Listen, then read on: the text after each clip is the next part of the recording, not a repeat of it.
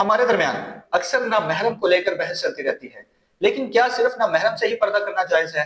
نہیں، محرم سے بھی پردہ کرنا جائز ہے، اور کس حد تک کرنا جائز ہے، اور کون کون آتا ہے محرم میں؟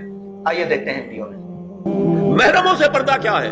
محرموں سے اس کا نام ستر ہے۔ عورت کا پورا جسم ستر ہے سوائے چہرے کی ٹکیا اور یہ ہاتھ اور یہ پاؤں، بس۔ کیا مطلب ہے؟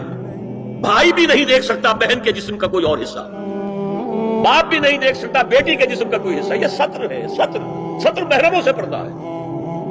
اس سے آگے صرف شوہر یا حسب ضرورت طبیب، سرجن، شوہر کو اجازت بس۔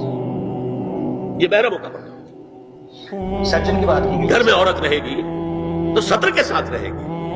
محرم آئیں گے، چچا اس کا محرم ہے، آئے گا، لیکن وہ بھی تو مرد ہے نا،